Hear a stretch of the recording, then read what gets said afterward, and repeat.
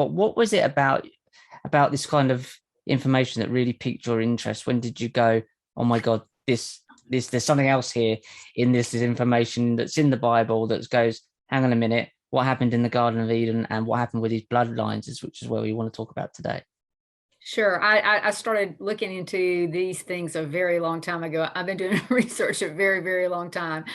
And so my books really focus on that. A lot of people don't understand, but when you want to know about the end of days, you have to go back and find out what really happened in the beginning to get the clear picture about what is going to happen at the end of days. And so because of the years that I spent looking into different aspects of the end of days, I knew that there were some things that are talked about, like to say in the book of Revelation.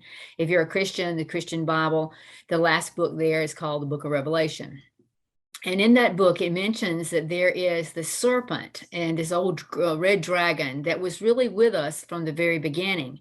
And so that forced me back to look like, who is this being? Because as children, we've all been taught, especially if you grew up in the Christian religion, and if you don't, you hear the stories of Adam and Eve and the Garden of Eden, and that they were in paradise, and that somewhere along the way, the snake was in a tree and he offered an apple for Eve to eat, and that she partook of the apple, and for some reason that made the creator God very mad, and so therefore he put them out of the garden. And so from that point on, we lived in a fallen world, which we still live in today.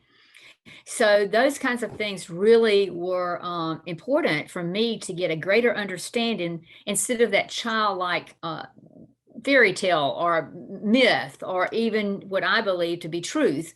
It depends on where you're coming from it, because I'm a Christian, so I believe that everything that scripture has been written for us to have is God inspired. And the research that I've done clearly tells me that everything that has been told us has happened 100%.